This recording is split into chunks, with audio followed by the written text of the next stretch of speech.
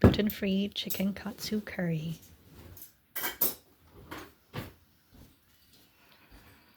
All homemade. And I know it's delicious. For the katsu curry, you'll want to have a couple onions and then a couple carrots. They don't have to be this big, but you could just do 2 or 3 regular sized carrots. I'll probably just do this one big one. And I'm also going to include some potatoes. You don't have to, because usually the katsu curry goes with rice, but I just felt like including potatoes today. And here's all the ingredients I'll be using. Everything that I'll be using today is gluten-free, but I really like these brands. And instead of regular garlic, I'll be using black garlic, but you don't have to use black garlic because that's more expensive and special. So if you don't have black garlic, you can just use like 3 tablespoons of regular garlic. And here's the gluten-free flour that I'll be using today. So the carrots were pretty big, so after rinsing them, I did cut them in half. And then what you want to do is you kind of just want to slice them nice, and you don't have to go exactly thin, but on the thinner side, because we'll be sauteing this in the pan with the onions and the potatoes. You want them to cook evenly.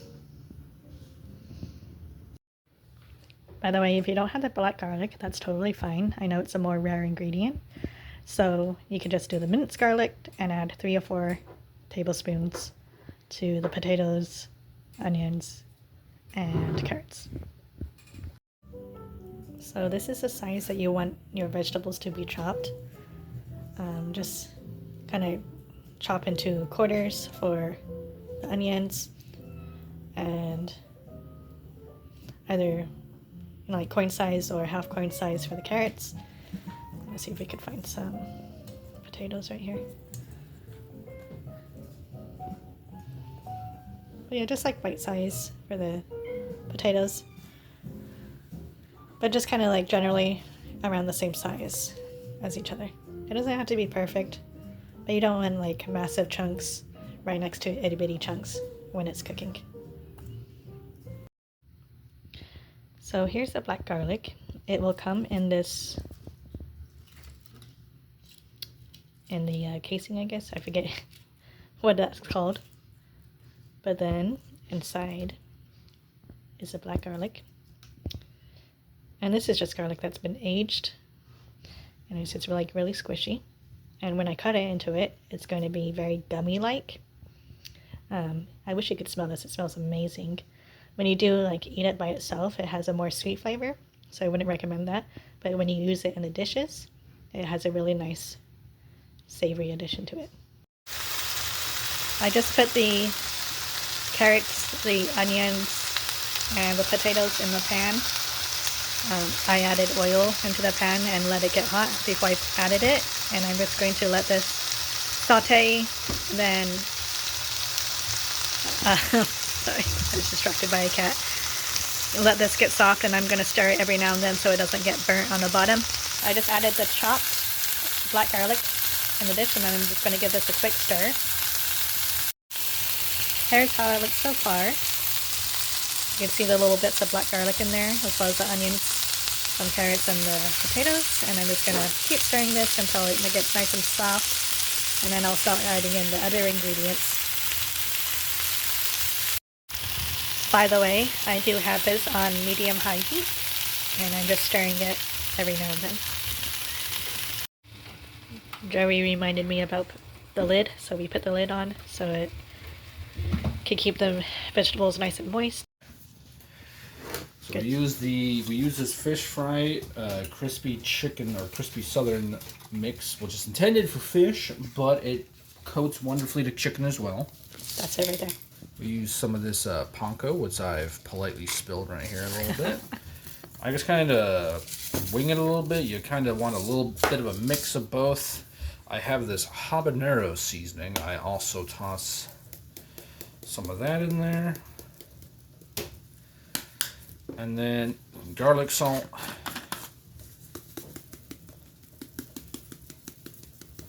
Again, you're just kind of winging it. This is all about the vibes, what you think is going to feel good to you. Get a little bit of Cajun seasoning in here too.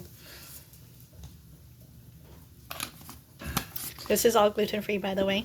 All gluten-free. And then make sure your hands are nice and dry for this and that you've washed them, all that jazz. And you're just going to give this a good mix with your fingers. Really trying to get all the coating mixed around.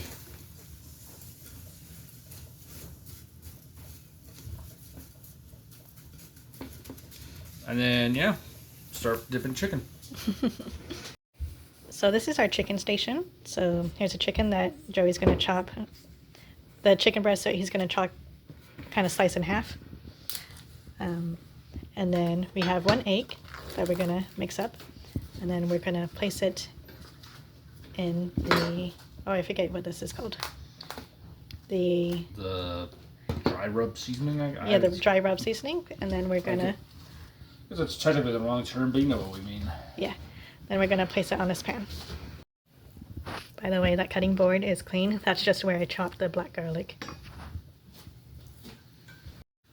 So Joey's chopping it more into manageable pieces, and then he's going to slice it in half, lengthwise.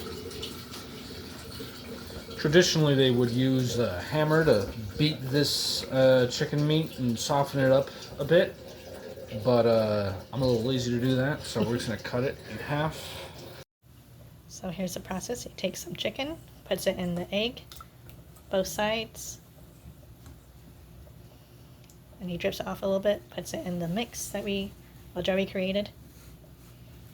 And he kind of presses it down so it gets the mix evenly on all sides.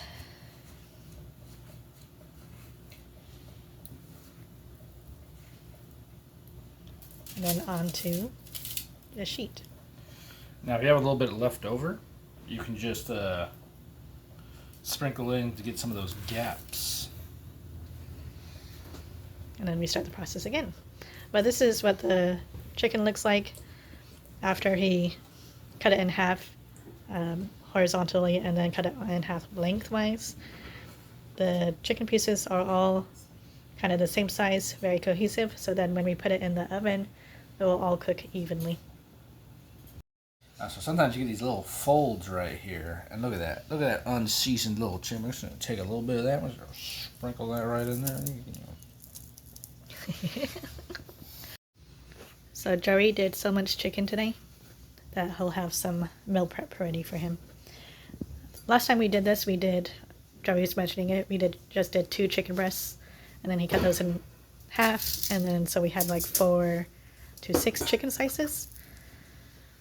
But what we have right here is more than 4 to 6 chicken slices. Joey's going to add the baked chicken in, and we put it to 400 degrees and let that preheat. Into the oven. It goes, sorry. There we go.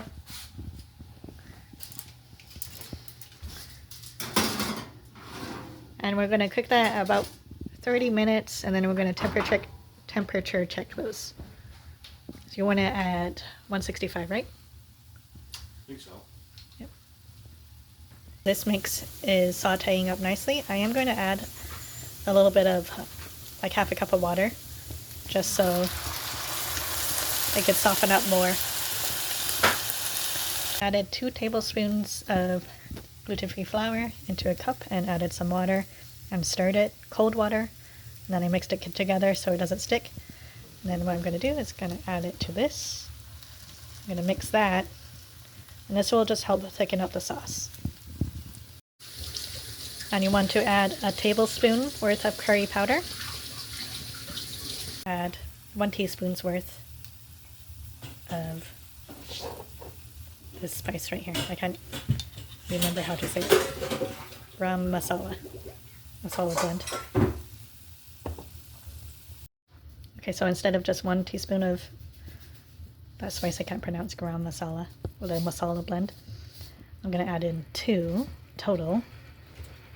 And then I'm going to add it in 1 cup of water after everything was in. But I'm just going to do 2 cups total because I added in the potatoes, so that's going to soak up the water pretty quick. So I'm going to do 2 cups. And 1 or 2 tablespoons worth of gluten-free soy sauce. I'll probably add 2. So you want to add a tablespoon of honey. Get in there. You also want to add 1 big spoonful of this roasted chicken base, better than bouillon. I really like this brand. I always work with it. It's my favorite. It's really good.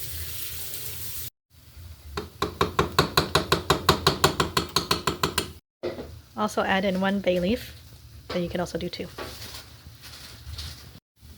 Then you want to add a cup or 2 of water. Give this a stir and mix it, and then just leave it to simmer for a little bit and let the sauce thicken. After adding in all the seasonings, I mixed it all up, and I'm just going to let it simmer until the rice and the chicken are done.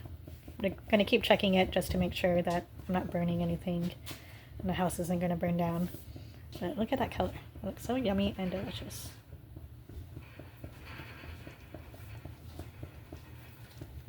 While the sauce is simmering and the chicken is baking in the oven, you'll want to start the rice. And you can just do according to whatever amount is good for you and your family. Or just you, whichever. The sauce is looking so yummy. The curry has cooked down a little bit. And then when I separate it, you see the sauce on the inside. It's not entirely liquidy. It's still liquid, but it's just kind of coming back together slowly. That's kind of the kind of consistency you want for the sauce within the curry. You don't want it too liquidy, but you also don't want the veggies too thick because you want some of that moisture that the curry brings. Oh yeah, look at that. That is... So we took out the chicken after half an hour, and this is what it looks like. And then we temp checked it. You wanted 165 minimum, but they're all temping to 170 at least. This one's nice and juicy. That one's very juicy, I can tell. Oh, yeah. I just want to make sure. And we're just cutting 1 or 2 open because we want to double make sure. How's It's that good. look? That looks juicy. Look, you can see the liquids inside it. I'm very excited. The rice is ready. Yummy rice. I already had a couple bites because I forgot to say that this is the finished plate, but this is the finished plate. And I can tell you right now, it's delicious. The chicken is so yummy and crunchy and juicy. And this curry is delicious. And it's also a perfect balance with the right rice underneath. You can't see it because it's covered by the curry. These itty bitty ones that good on a pan are delicious, by the way, because they're extra crispy. Ready.